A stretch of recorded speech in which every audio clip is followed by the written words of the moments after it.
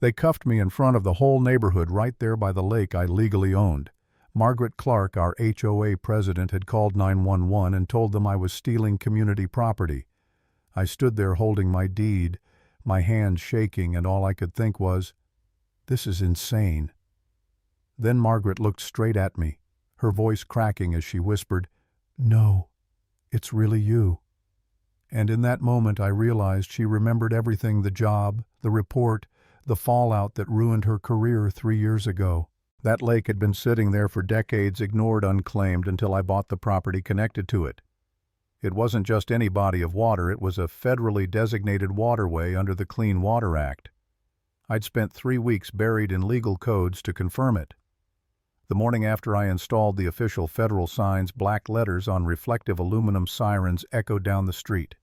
2 patrol cars rolled up, and behind them came Margaret, storming forward with her clipboard-toting sidekick, Karen Stewart. "Officers," she yelled before the doors even opened.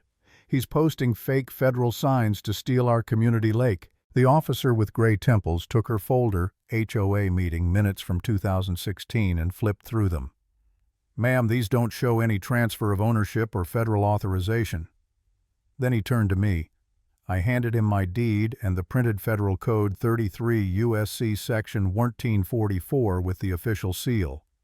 "This lake is legally under federal jurisdiction," I said. "That means my ownership and these signs are protected by law." He nodded and looked at Margaret. "Ma'am, the homeowner's documentation checks out. You might want to review your HOA's legal authority before filing any more claims." Margaret's face drained of color. She glanced at me again, and I saw the moment she remembered exactly who I was. "You," she said softly. "You destroyed my career." "I reported fraud," I corrected. "Your actions ended your career." Her hands trembled as she clutched the folder. "This isn't over," she hissed. "You think you can move into my community and take everything we built?" I just smiled. "Watch me lock you out with federal law." By the next morning, she had plastered 3 violation notices on my fence paint color, mailbox position, fence height. Petty, desperate harassment. It told me something important. Margaret wasn't fighting for pride. She was fighting for survival.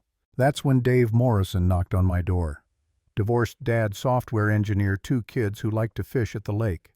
He looked uneasy. "Hey, I heard about the cops. I don't want to take sides, but are you really kicking everyone out?" I invited him in and showed him the paperwork. He read it carefully, then leaned back. "So the HOA built a dock, a walkway, even a gazebo on federal property without permits?" I nodded. "Exactly. Every one of those structures is illegal." Dave stared out the window. "If that's true, our insurance doesn't cover accidents there. Margaret's been risking everyone's money." Within hours, Dave brought in 2 others. Mrs. Parker, a 70-year-old Korean grandmother with sharp intuition, and Tyler, a 20-something social media kid who documented everything. Mrs. Parker sipped tea and said, "In Korea we say, the fox shows its tail before it runs." Margaret's tail is showing. That night at my kitchen table, we formed what Tyler jokingly called the Federal Lockout Team. Our mission: use federal law to reclaim the lake and expose whatever Margaret was hiding. Step 1. Legal exclusion through federal signage. Step 2. Financial pressure through liability exposure. Step 3. Social isolation through truth. The next day, Tyler found something shocking: a video from 2016 supposedly showing the HOA vote that made the lake community property. Only the timestamp didn't match. The footage was from 2014, 2 years earlier, and half the voters had moved away long before that date. Margaret forged her own records, Tyler said, and she's been lying for 8 years. That night I stood by the lake, wind cutting cold across the surface, staring at the glowing porch light from Margaret's house. For a second I felt the doubt creep in. Maybe I went too far. Maybe I'm the villain here. The police, the paperwork, the fights, it was exhausting. A part of me wanted to pull the signs down, apologize, make peace. But then I remembered why I moved here: to start over, to build something real. People like Margaret count on you giving up. They drain your willpower with rules, with guilt, until you surrender your rights out of fatigue. I wasn't going to do that again. So I didn't sleep that night. Instead, I printed maps, highlighted codes, built what I called my Federal arsenal. If she wanted a war, I'd bring one with evidence. By morning, Margaret's panic was visible. She stood on the opposite bank shouting across the water while I hammered federal boundary posts into the ground. Dave confirmed the GPS coordinates. Tyler filmed everything, narrating like a sports commentator. Margaret's calling the Army Corps to complain that he's posting federal signs on federal property. The irony is unreal. When her assistant Karen tried to pry one of my markers out with a crowbar, she froze mid-swing after reading the statute number. Tampering with federal property is a felony. She dropped the crowbar and walked away shaking. Within 3 days, joggers avoided the lake kids, stopped swimming, and even Margaret's closest allies began to keep their distance. Fear of federal law works fast. That's when Janet Morrison walked into my life. We met at a coffee shop after she texted, "I know what you did to Margaret 3 years ago. Meet me or the neighborhood will." I almost didn't go, but I did. She was quiet, calm, and sharper than anyone I'd met in weeks. "Margaret doesn't just want that lake," Janet said. "She needs it." 3 years ago, when the HOA's insurance spiked, she personally guaranteed the policy. If the insurer learns the lake isn't legally theirs, they'll cancel it, and she's bankrupt. My heart pounded. "You're serious?" "Dead serious," she said. Her entire reputation and finances depend on that lake staying community property. We spent 2 days calling the insurance company, asking innocent-sounding questions about coverage limits. The answer was the same every time. If the HOA doesn't legally control a property, the policy doesn't apply. I recorded every call. When the insurer phoned Margaret for clarification, she panicked. Tyler caught her pacing through her kitchen, shouting into the phone, "What do you mean you need documentation of authority? We've been using that lake for 8 years." The next HOA meeting was chaos. Margaret stood at the front with a binder, red-faced and trembling. "Our community is under attack by one man," she declared. "He's stealing our lake with government red tape." Dave raised his hand. "Margaret, if we don't legally own the lake and someone gets hurt, are we all personally liable for damages?" "That's not relevant," she snapped. "Read the insurance exclusions," he said. "If that clause exists, every family here could lose their home." Tyler played his video proof, the fake meeting, the forged signatures, the lies. Mrs. Parker stood up slowly. "In my country, we respect tradition," she said calmly. "But tradition without law is just wishful thinking." Margaret's mask cracked. "This isn't about the law," she shouted. "He destroyed my career, my marriage, my life, and now he's here to finish it." Silence.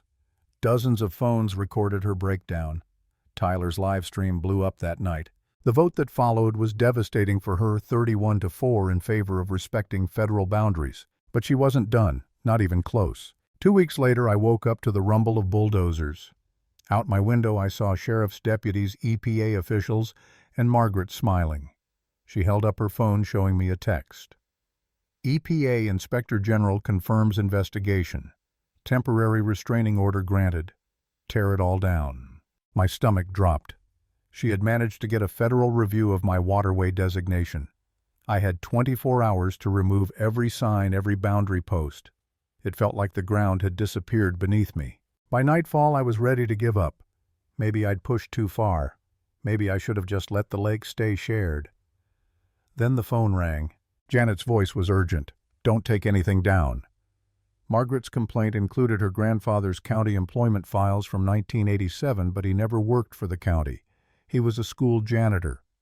She forged federal evidence. That's a felony. I couldn't help but laugh, a dry, disbelieving laugh. After all her threats, Margaret had hung herself with her own lies.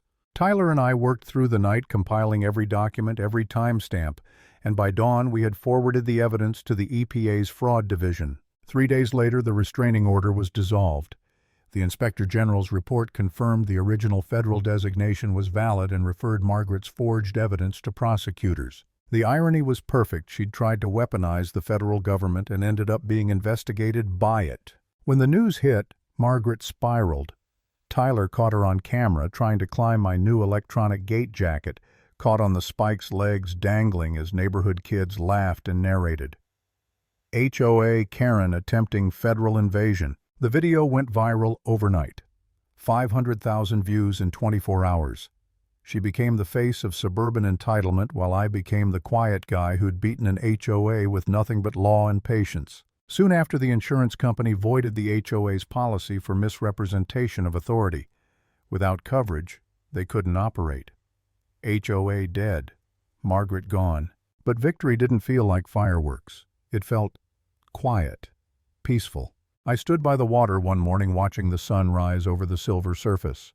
The federal markers glinted along the shoreline. The air was clean again. That's when Tyler came jogging up, phone in hand, grinning. "You're not going to believe this," he said. "Margaret just posted a video. It's called HOA Karen Exposes the Truth. 8 million views already." I almost laughed. Let her have her fame. Let the internet chew her story.